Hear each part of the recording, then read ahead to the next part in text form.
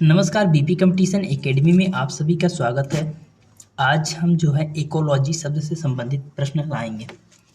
ठीक है, तो आज हम विज्ञान के जो इम्पोर्टेंट क्वेश्चन होते हैं जो कि पारिस्थितिक तंत्र से संबंधित हैं और पूछे जाते हैं, तो आज हम उसी के बारे में बात करेंगे।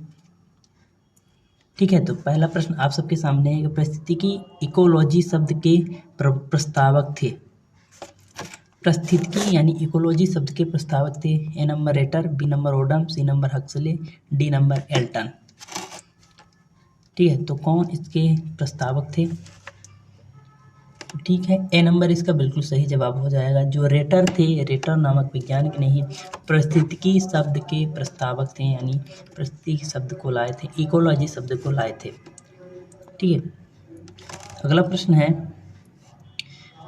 है कि वायुमंडल का सबसे निचला स्तर कहलाता है। वायुमंडल का सबसे निचला स्तर कहलाता है A number stratosphere, B number troposphere, C number ionosphere, D number mesosphere. तो वायुमंडल का सबसे निचला स्तर क्या कहलाता है? तो वायुमंडल का सबसे निचला स्तर क्या कहलाएगा? तो बिल्कुल सही, ट्रोपोस्फीयर वायुमंडल का सबसे निचला स्तर कहलाएगा। ठीक है, तो ट्रोपोस्फीयर जो है बिल्कुल सही जवाब हो जाएगा। ठीक है, ट्रोपोस्फीयर मतलब होता है क्षोभ मंडल। ठीक है, और स्ट्रेटोस्फीयर होता है, स्ट्रेटोस्फीयर समताप मंडल, ये है समताप मंडल। ठीक है, और ये है ट्रोपोस्फीयर क्षोभ मंडल। ठीक है, और ये है आइनोस्फीयर यानी आयन मंडल। ठीक है, और मीजोस्फीयर माने तो मध्य मंडल। ठीक है, तो इस प्रकार से क्वेश्चन है जो कि वायुमंडल का सबसे निचला स्तर कहलाएगा, तो कौन कहलाएगा?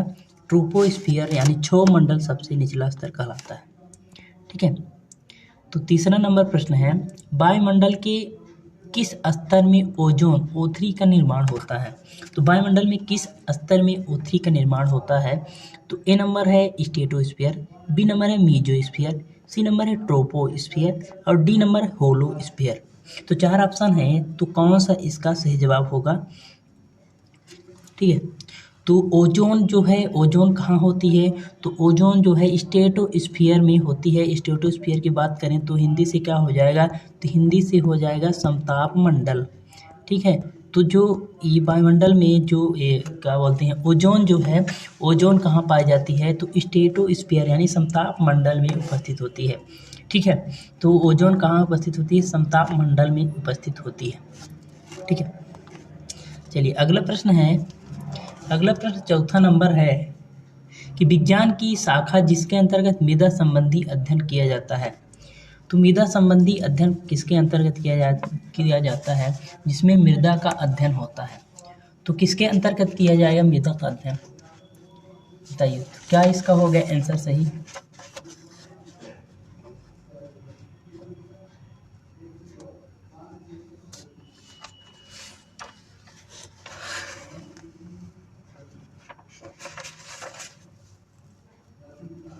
तो बताइए, मृदा का अध्ययन क्या कहलाता है?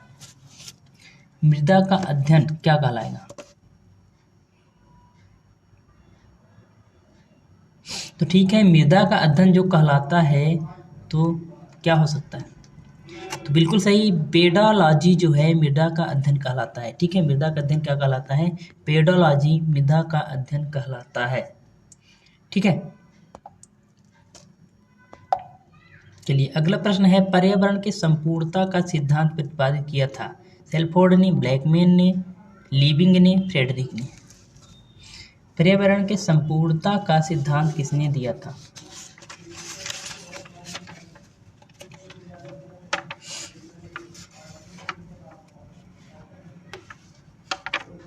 तो क्या हो गया इसका सही जवाब?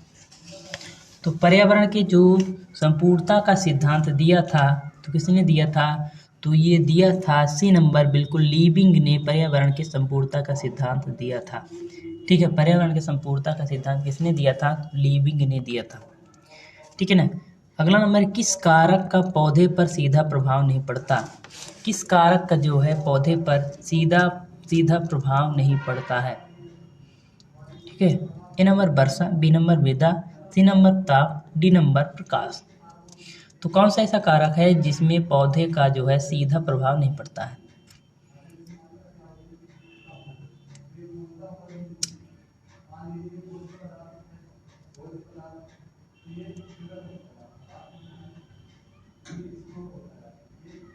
ठीक है, तो ऐसा कौन सा कारक है जिसमें जो है पौधे का जो है सीधा प्रभाव नहीं पड़ता है? तो कौन सा कारक हो जाएगा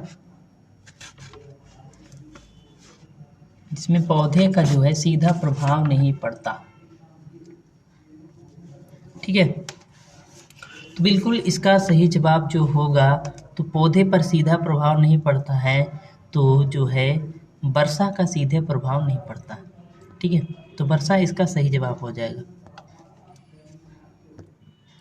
ठीक है, अगला नंबर, पृथ्वी पर सबसे बड़े पारिस्थितिकी तंत्र का उदाहरण है। पृथ्वी का सबसे बड़ा पारिस्थितिकी तंत्र कौन है? ए नंबर है मरुस्थल, बी नंबर समुद्र, सी नंबर खेत और डी नंबर है वन। ठीक है, तो बिल्कुल सही बी नंबर इसका जवाब हो जाएगा। समुद्र जो है पृथ्वी का सबसे बड़ा मरुस्थल तंत्र है, यानी पारिस्थितिक तंत्र है, मरुस्थल नहीं पारिस्थितिक तंत्र है। ठीक है ना, तो सबसे बड़ा पारिस्थितिक तंत्र क्या है? समुद्र है ना सबसे बड़ा। ठीक है, अगला प्रश्न है, उपापचयी क्रियाओं की दर अधिकतम होती है। उपापचयी क्रियाओं की दर अधिकतम होती है।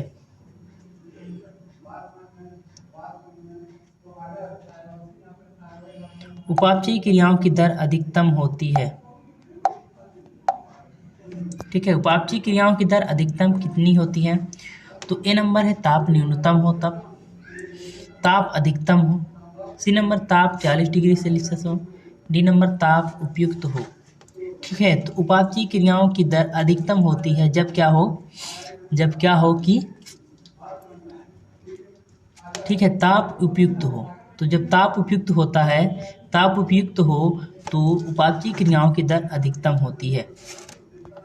ठीक है, अगला नंबर है, मैदानों में ताप प्रत्यावर्तन किस मौसम में पाया जाता है? यानी टेम्परेचर इन्वर्सन किस मौसम में पाया जाता है? मैदानों में ताप प्रत्यावर्तन टेम्परेचर इन्वर्सन किस मौसम में पाया जाता है? तो मैदानों की बात की गई है। ए नंबर है वर्षा, बी नंबर है गर्मी, सी नंबर है शीत, डी नंबर है बसंत। तो मैदानों में ताप प्रत्यावर्तन किस मौसम में पाया जाता है? तो किस मौसम में पाया जाता है मैदानों में ताप प्रत्यावर्तन?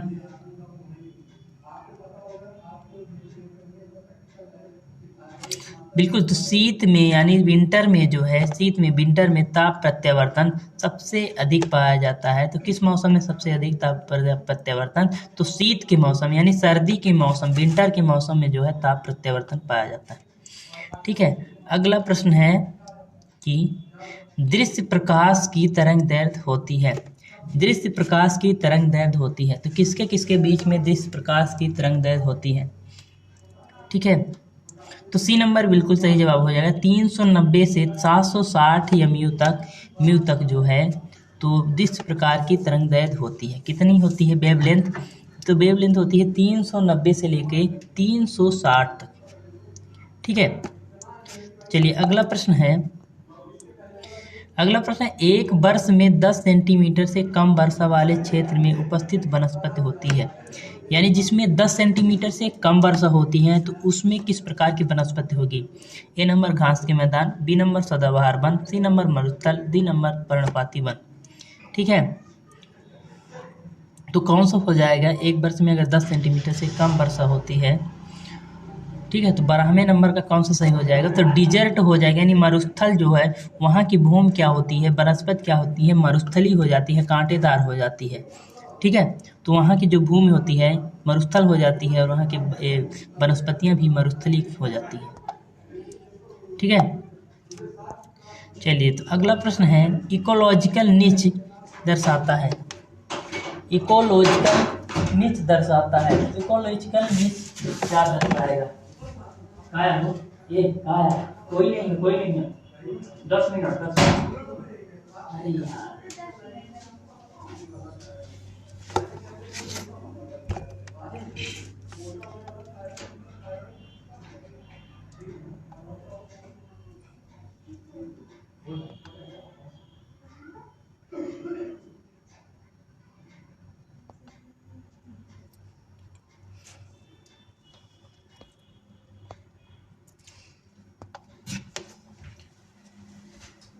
कहाँ है तो? हैं? गाड़ी खेली 10 मिनट के तो बोला ना। हाँ?